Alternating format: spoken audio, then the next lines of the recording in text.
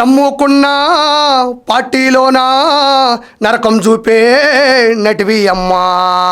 Mic పట్టి బూతులు తిడితే పార్టీ శూన్యం అయ్యేనమ్మా. నీ ఐరన్ లెగ్గు పడగానే చూసిన 5 ఎగిరిపోవునమ్మా. కుర్చీకి మోసం చేస్తే మాయమ్మో కూసలే కదులునమ్మా. అందరూ చీదరించే నాగిరి రోజవి నీవమ్మో. అవినీతి అక్రమాలలో నిన్ను మించిన మహిళే లేదమ్మో. నువ్వు పలికేవి అన్నీ కూడా బూతులు, నిన్ను ఓడించాయి పక్కా పోలింగ్ బూతులు. రోజమ్మా మాయమ్మో, రోజమ్మా వద్దమ్మో, రోజమ్మా రోజమ్మా రోజమ్మా మా రోజమ్మా నువ్వు మాకు వద్దమ్మా. అందరికీ నమస్కారం, నేను మీ కిరా కార్పేని. అయితే నగిరి మాజీ శాసనసభ్యురాలు, మాజీ మంత్రి, మాజీ చైర్మన్ ఆర్కే రోజా గారు నిన్న మైకు పట్టుకొని ఏం మాట్లాడారో ఒకసారి విందాం, చూద్దాం. మీ అందరికీ తెలుసు, ప్రజలు మనల్ని ఓడించలేదు. ఈరోజు ప్రజలు మిమ్మల్ని ఓడించలేదు. కుక్కలు, నక్కలు, చీమలు, ఈగలు, ఏనుగులు, ఎలుకలు, దోమలు ఇవన్నీ పంగాబాట లేకుండా మీ మాదిరిగా ఖాళీగా కూర్చోఉన్నాయి కాబట్టి నడుచుకుంటూ, ఈదుకుంటూ, ఎగురుకుంటూ ఈవీఎం మిషన్ల దగ్గరకు వచ్చి అలా నొక్కి మిమ్మల్ని ఓడించాయి. ప్రజాస్వామ్యంలో 2019లో మీరు గెలిచినా, 2024లో మీరు ఓడిపోయినా ప్రజలు ఓట్లు వేయడం వల్లే. మనం ఎందుకు ఓడిపోయినాం? ఇదే ఆర్కే రోజా గతంలో 45,004 ఓట్ల తేడాతో ఓడిపోయింది. ఎందుకు ఓడిపోయినా విశ్లేషించుకోవాలి. ఇవన్నీ పక్కన పెట్టి చేసిన తప్పులే పదే పదే చేసుకుంటూ మైకు పట్టుకుంటే రానున్న రోజుల్లో డిపాజిట్లు కూడా రావు అని నేను మరోసారి మీకు చెప్తున్నా. ఒకసారి చూద్దాం. ఈవీఎంల మ్యానిపులేషన్ చాలా ఉంది అనేది నేను మొదటి నుంచి చెప్తున్నాను. ఈవీఎంల మ్యానిపులేషన్ కాదు, ప్రజల కాల్కులేషన్. మ్యానిపులేషన్ లేదు ఆర్కే రోజా గారు, ప్రజల కాల్కులేషన్ ఉంది. 2019 నుంచి 2024 మధ్యన జగన్మోహన్ రెడ్డికి ప్రభుత్వాన్ని అప్పగిస్తే ఆయన అరచేతిలో పెడితే ఎంత దౌర్భాగ్యాలు, దౌర్జన్యాలు, అవినీతి, అక్రమాలు, రాష్ట్రాన్ని రావణ కాష్టంగా ఎలా తీర్చిదిద్దాడు అని ప్రజలు చూశారు కాబట్టే, వాళ్ళ కాల్కులేషన్ వాళ్ళకు ఉంది కాబట్టే, వాళ్ళ లెక్కలు వాళ్ళకు ఉన్నాయి కాబట్టే ఈరోజు మీరు లెక్క లేనటువంటి, డిపాజిట్లు కూడా రానటువంటి పరిస్థితుల్లో రోడ్ల మీద పడి ఈరోజు మైకు పెట్టుకొని మాట్లాడాల్సిన పరిస్థితి వచ్చింది. మళ్ళీ ఇవిడేమంటుందో ఇంకొకసారి వెనక్కి వెళ్దాం, వినండి. ఈవీఎంల మ్యానిపులేషన్ చాలా ఉంది అనేది నేను మొదటి నుంచి చెప్తున్నాను. ఇప్పుడు అవన్నీ అంటే ఈవిడ మొదటి నుంచి చెప్తుందంట ఈవీఎంలో మ్యానిపులేషన్ ఉంది, ఇప్పుడు అవన్నీ ఒక్కొక్కటే బయటకు వస్తున్నాయి అంటుంది. మరి ఇదే ఈవీఎంల మిషన్లు 2019లో కూడా అన్న 151 రావడానికి కూడా దోహదపడ్డాయి. మరి 2024లో ఓడిపోయినప్పుడు కూడా అవే ఈవీఎం మిషన్లు ఉన్నాయి కదా ఆర్కే రోజా గారు. ఈ మధ్యలో ఏమన్నా ఫారిన్కి వెళ్ళాయా, లేదా అవి ఏమన్నా మందు తాగాయా? అదేమన్నా రోజారెడ్డా, జగన్ రెడ్డా మోసం చేయడానికి, మర్చిపోవడానికి, అబద్ధాలు చెప్పడానికి? మనం ప్రజాస్వామ్యంలో, మన ఎలక్షన్ కమిషన్లో మనం ఏర్పాటు చేసుకున్నటువంటి ఒక సాఫ్ట్వేర్ అది. అదే 2019లో ఈవీఎంల విషయంలో ఉన్నాయి కదా. ఆ రోజు మనకెందుకు ఇన్ని సీట్లు వచ్చాయి అని ఆ రోజు ఎందుకు మీరు కంప్లైంట్ ఇవ్వలేదు? ఆ రోజు మీకు అవసరం. ఏ రోజైనా కూటమి ప్రభుత్వం 2019లో కేవలం ఈవీఎంల మిషన్ల వల్ల జగన్మోహన్ రెడ్డి గెలిచాడు అన్న ఒక్క వీడియోనైనా నువ్వు బయటకు తీసుకొచ్చి పెట్టగలవా? అది ఒక్క నారా చంద్రబాబు నాయుడు గారి యొక్క విలువలకి, విశ్వసనీయతకి, అతని విజన్కి ఉన్న గొప్ప నిదర్శనం. ఆయన ఏ రోజైనా అసెంబ్లీలో కానీ, బయట కానీ, ప్రజల మధ్యన కానీ ఓడిపోతే ఓటమి నొప్పుకున్నాడు తప్ప ఆయన తప్పుకోలేదు. ఈవీఎంల మిషన్ల మీద ఏ రోజు ఆయన తోయలేదు. మీకెందుకు 2024లో ఓడిపోగానే ఎంత భయం వేసిపోతుంది, ఎంత బాధ వేసిపోతుంది? ఓటమి ఎందుకు వచ్చింది? కూటమి వల్ల వచ్చింది. ఇది అనదర్ పాయింట్. మనకి ఎందుకు ఓటమి వచ్చింది అని మనం ఆలోచించుకోకపోతే, పునః పరిశీలన చేసుకోకపోతే మనం రానున్న రోజుల్లో ఇంకా దిగజారిపోతాం. అది మీరు ఆలోచించాలి, ఆచరణలో పెట్టుకోవాలి తప్ప ప్రజలు మాత్రం ఓట్లు వేశారు కానీ ఈవీఎంలు మోసం చేసి అంటే జనాలు ఇంకా చేదరించుకుంటారు మిమ్మల్ని. ఇంత దిగజారిపోయారా ప్రజాస్వామ్యంలో? ఎంత మీరు ఈ విధంగా రాసుకొని పూసుకొని మాట్లాడుకుంటూ ఈ విధంగా స్క్రిప్ట్ రాసుకొని వచ్చి మాట్లాడితే జనాల దృష్టిలో జోకర్లు అయిపోతారు. ఇప్పటికే కొంతమంది బ్రోకర్లు అయి కూర్చోన్నారు వైఎస్ఆర్సీపీలో. మళ్ళీ మీరు జోకులేసి నవ్విచ్చేటువంటి జోకర్లు అయిపోతారని మరోసారి గుర్తు చేస్తున్నా. ఒకటొకటి బయటకు వస్తున్నాయంట.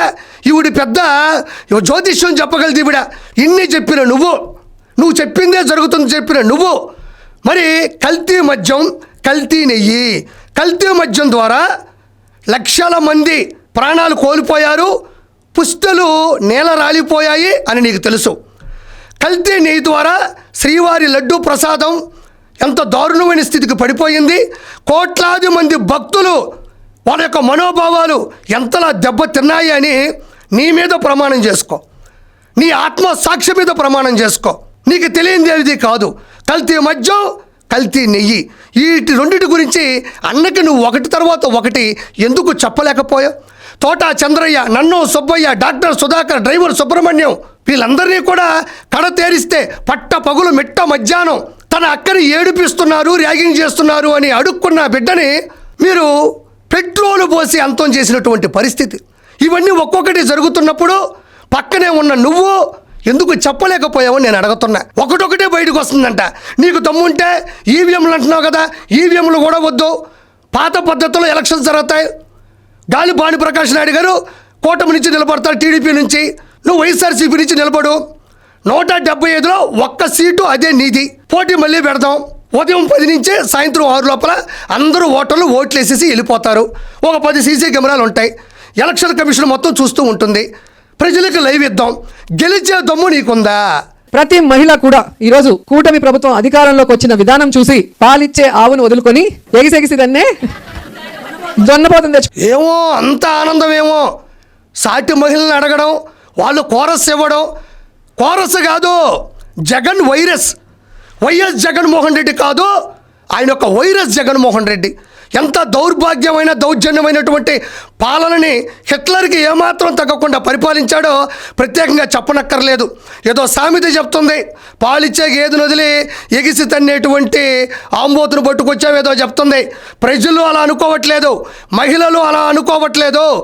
నరరూప రాక్షసుణ్ణి వదిలించుకొని మహిళలకు మర్యాదని, ఆత్మాభిమానాన్ని పెంచే చంద్రబాబు నాయుడు గారి యొక్క చరిత్రను తీసుకొచ్చి అరచేతులు పెట్టుకున్నామని సంబరాలు చేసుకుంటున్నారు మహిళలు.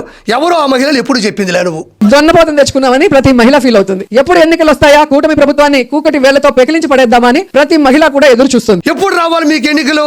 2029లో ఎన్నికలు వస్తాయి. మీకు దమ్ము, ధైర్యం, నిజాయితీ, నికార్సుతనం ఉంటే గెలిచి చూడండి.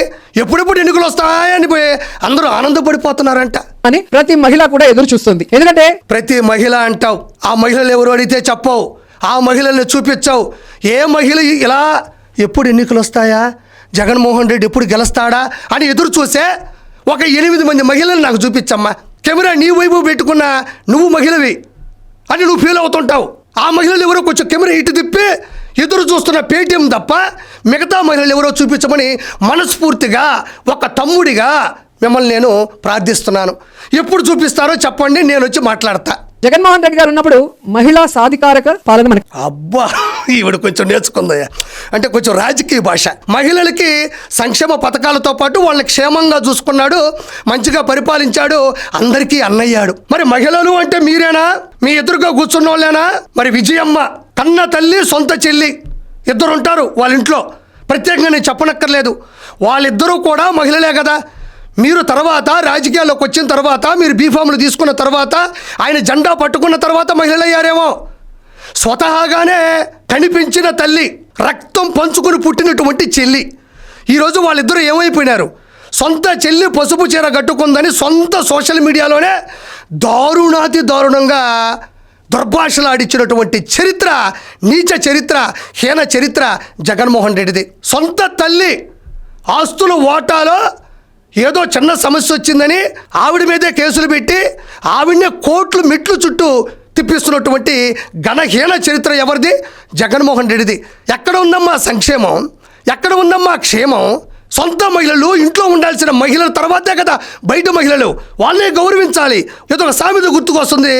నెల్లూరులో అమ్మకి అన్నం పెట్టలేనోడు భార్యని బర్మాకి తీసుకెళ్తా అన్నాడంట. నాకు అది గుర్తుకొస్తుంది. సొంత ఇంట్లో ఉండే సొంత చెల్లిని, కన్నతల్లిని పరిపాలించలేని వ్యక్తి, మంచిగా చూసుకోలేనటువంటి వ్యక్తి బయట మహిళల యొక్క సంక్షేమం కోసం వాళ్ళ బాధ్యత కోసం ఆయన పరిగెడుతున్నాడంట. ఏ వైపు పరిగెత్తాడు, ఎంత వెలాసిటీతో పరిగెత్తాడు, నువ్వు నాకు చూపించవలసిందిగా కోరుకుంటున్నాను. చంద్రబాబు నాయుడు కూటమి పరిపాలన ఏమి ఇచ్చింది? నారావారి నరకాసుర పాలన ఇచ్చింది. ఈ రోజు రాష్ట్రంలో చూస్తే మనకి గౌరవం లేదు, ముఖ్యంగా రక్షణ లేదు. ఒక హోంమంత్రి రక్షణ లేదు అన్నది ఎవరు? రోజా అని ఒక మహిళ. గౌరవం లేదు, రక్షణ లేదు అని మాట్లాడుతున్నది ఎవరు? ఆర్కే రోజా అనే ఒక మహిళ. ఈవిడికి నిజంగా ఆంధ్ర రాష్ట్రంలో మహిళలకి రక్షణ లేకపోతే ఈవిడ ఇంత స్వేచ్ఛగా, స్వాతంత్ర్యంగా, సంతోషంగా ఈరోజు మైకు పెట్టుకుని ఎలా మాట్లాడుతుందండి? మహిళలకి అనింది, ఈవిడ మహిళే కదా. ఆ మహిళల్లో ఈవిడ మహిళ అయినప్పుడు, ఎవరికి రక్షణ లేనప్పుడు ఈరోజు ఇంత స్వేచ్ఛగా, ఇంత సంతోషంగా, ఇంత ఆనందంగా, ఇంత స్వాతంత్ర్యంగా నువ్వు ఎలా మైకు పెట్టుకొని మాట్లాడుతున్నావు? ఉదాహరణ నువ్వే కదా. అంటే నువ్వు ప్రత్యేకమైన మహిళవా? ఒక హోంమంత్రి మహిళ అయి ఉండి కూడా మహిళలకి రక్షణ కల్పించలేని దౌర్భాగ్య స్థితిలో మనం ఉన్నాం. ఆమె హోంమంత్రి పదవి తప్ప అన్ని చేస్తుంది. ఆటలాడుతుంది, పాటలు పాడుతుంది, ఆటలాడుతుంది, పాటలు పాడుతుంది. దాని గురించి మనమే మాట్లాడాలా. ఆటల గురించి, పాటల గురించి, మాటల గురించి మనమే మాట్లాడాలా. ఇది ఎవరన్నా విన్నారంటే ఫస్ట్ ఒక గంట సేపు నవ్వుకుంటారు. బెంగళూరు బారులో దాగింది, చెన్నై పబ్బుల్లో ఎగిరింది, సాంస్కృతిక మినిస్టర్గా పనిచేసి ఆ డబ్బులంతా నొక్కేసి సొంత విలాసాల కోసం, సొంత సంతోషాల కోసం, స్వలాభం కోసం ఎంత ఖర్చు పెట్టి ఎంత ఆనందపడ్డామో, రాష్ట్ర అధికారిక సొమ్ముని సొంత సౌలభ్యాల కోసం ఎంత వినియోగించుకున్నామో యూట్యూబ్లోకి వెళ్ళి కొడితే టూరిజం పేరుతో, కల్చర్ పేరుతో, క్రీడాశాఖ మంత్రి పేరుతో ఎన్ని వేల కోట్ల రూపాయలు దంచామో, ఎంత దాచామో, ఎంత దోచామో ప్రత్యేకంగా చెప్పనక్కర్లేదు. ఆటలు పాటలు రాజ్యాంగబద్ధంగా, రాజ్యాధికారంలో, ప్రజాస్వామ్యంలో ఏ శాసనసభ్యులు కానీ, ఏ ఎంపీలు కానీ, ఏ మినిస్టర్లు కానీ ఎక్కడ డ్యాన్స్ చేయొద్దు, పాటలు పాడొద్దు అని లేదు. కానీ ఎలాంటి సిచ్యువేషన్లో పాడుతున్నాం, ఎలాంటి లొకేషన్లో పాడుతున్నాం, సభ్య సమాజం తలదించుకునే విధంగా ఏమన్నా ప్రవర్తిస్తున్నామా, అలాంటి ప్రసక్తి ఏమైనా ఉందా అని ఆలోచించాలి తప్ప వాళ్ళు నిండు సభలో, సాంస్కృతిక విభాగంలో, సాంస్కృతిక వేదికలో ప్రజలందరూ చూస్తుండగా అందరికీ ఇన్స్పిరేషన్గా వాళ్ళు చేశారే తప్ప నీ మాదిరిగా బెంగళూరు బారుల్లో తాగి, చెన్నై పబ్బుల్లో ఎగిరి, దిగిన తర్వాత నగరికి వచ్చి అన్నదమ్ముల సాక్షిగా 3,000 కోట్ల రూపాయలు వాళ్ళేమీ నొక్కేయలేదే, తప్పేమీ లేదే. అందులో నీ ఒక్కదానికి ఎందుకు వచ్చింది ఇదంతా? డాన్స్ వేస్తుంది, అని కూతలు పెడుతుంది. అనిత, సవిత, సంధ్యారాణి అబ్బా కూ అని కోతలు పెట్టిందంట. ఆవిడది కోత, నువ్వేమో రోత, అందుకే వైఎస్ఆర్సీపీ మోత. ఇంకెంతకన్నా ఏం చెప్పాలి నేను? కూ అంటే నీకేం వచ్చిందమ్మా? కూ అనకుండా అంబో అంబో అని రంకులు వేసుకుంటూ అడ్డదిడ్డంగా ప్రజల మీద పడి 3,000 కోట్ల రూపాయలు ఏమన్నా సంపాదించారా వాళ్ళు? ఏమైంది నీకు? అలా అంటే నీకేమన్నా భయం వేసిందా మళ్ళీ ఈసారికి ఏమన్నా ఓడిపోతావని? ఈ ముగ్గురు మంత్రులు అవటం మహిళలుగా మన దురదృష్టం అని చెప్పుకోవచ్చు. ఇప్పుడు ముగ్గురు పేర్లు చెప్పావు, వాళ్ళు గెలిచారు, మనం ఓడిపోయాం. ఈరోజు కొంపల్లో ఉండే పరిస్థితి లేదు, అసెంబ్లీకి వచ్చే ప్రసక్తే లేదు. ఈరోజు కూటమి నుంచి కావచ్చు 175 నియోజకవర్గాల్లో మహిళలు గెలిచారు. నెలవల విజయశ్రీ, బండారు శ్రావణేశ్వరి, గల్లా మాధవి, లోకం నాగమాధవి, ఎస్ సవిత, పటాల సునీత, వంగలపూడి అనిత, తోయక జగదీశ్వరి, తంగిరాల సౌమ్య, దాసరి సుధా, యనమల దివ్య, గౌతు శిరీష, మిరియాల శిరీషాదేవి, ఒరుపుల సత్యప్రభ, గుమ్మిడి సంధ్యారాణి, కోల లలితా కుమారి, పోసపాటి అతిథి విజయలక్ష్మి గజపతిరాజు, వేమిరెడ్డి ప్రశాంత్ రెడ్డి, రెడ్డిపు గారు మాధవిరెడ్డి, బొమ్మ అఖిలప్రియారెడ్డి, పల్లి సింధూరారెడ్డి, గౌరి చరితారెడ్డి. ఈ విధంగా మహిళలు శాసనసభ్యులుగా గెలిచి వాళ్ళు ఇప్పుడు మినిస్టర్ హోదాలో ఉన్నారు. అందులో దాసరి సుధా గారు కూడా వైఎస్ఆర్సీపీ నుంచి గెలిచి ఉన్నారు. నేను ఆవిడని కూడా తక్కువగా మాట్లాడలేదు, ఆవిడ కూడా మహిళే, నేను ఆవిడ కూడా ఇష్టపడతాను. వీళ్ళలో ఏ ఒక్కరైనా నీ విధంగా బరిదెగ్గించినట్టు, నీ విధంగా అవస్థలు మాట్లాడినట్టు, నీ విధంగా బూతులు మాట్లాడినట్టు, సభ్య సమాజం తలదించుకునేటట్టు వీళ్ళలో ఏ ఒక్కరైనా సరే దిగజారి కానీ, మనుషుల్ని ఏమార్చి కానీ బతికినట్టు ఒక్కరినైనా నువ్వు నిరూపించగలవా? ఇంతమంది మహిళా శాసనసభ్యులు మినిస్టర్లు ఉన్నా కూడా, అసెంబ్లీకి వెళ్తున్నా కూడా వీళ్ళలో ఏ ఒక్కరు కూడా నీలాగా, నీ మాదిరిగా తలదించుకునేటట్టు సభ్య సమాజంలో వాళ్ళు ఏది ప్రవర్తించట్లేదే. చెప్పు, వాళ్ళు ఎవరు నీ మాదిరిగా? అసలు కూటమి ప్రభుత్వానికి, ముఖ్యంగా చంద్రబాబు నాయుడికి, అనితకి, సవితకి, సంధ్యారానికి మహిళా దినోత్సవ వేడుకలు జరిపే అర్హత ఉందా అని అడుగుతున్నా. వాళ్ళకి మహిళా దినోత్సవ వేడుకలు జరిపే అర్హత ఉందా లేదా అంటున్నావు. అసలు నీకు మహిళ అని చెప్పుకునే అర్హత ఉందా? నీకు అసలు నీకు నేను మహిళని అనే చెప్పుకునే అర్హత ఉందా? మహిళ అంటే ఏంటి? భారత మహిళలను చూస్తే ఆంధ్రప్రదేశ్ తెలంగాణ కాదు, భారత మహిళలను చూస్తే ప్రపంచవ్యాప్తంగా ఉండే ప్రతి ఒక్కరు కూడా వాళ్ళని గౌరవిస్తారు, వాళ్ళకి విలువనిస్తారు. ఎందుకో అణుకువ స్వభావం, విధానం, నిదానమే ప్రధానం. మరి నీకు విలువిచ్చే రోజులు ఎక్కడున్నాయి? ఈరోజు నిజంగా నువ్వు మహిళని, నేను మహిళని అని చెప్పుకునేటువంటి పరిస్థితి నీకుందా అని ప్రశ్నిస్తుండా. కాబట్టి మనం మాట్లాడేటప్పుడు ఎలా మాట్లాడుతున్నాం, ఎందుకు మాట్లాడుతున్నాం, ఎవరు స్క్రిప్ట్ ఇస్తే మాట్లాడుతున్నాం, మన అకౌంట్లో అమౌంట్ పడగానే మాట్లాడుతున్నాం అనే విషయాన్ని మాత్రం ఆర్కే రోజా గారు మీరు మర్చిపోవద్దు అని మరోసారి మీకు గుర్తు చేస్తున్నా. Thank you so much.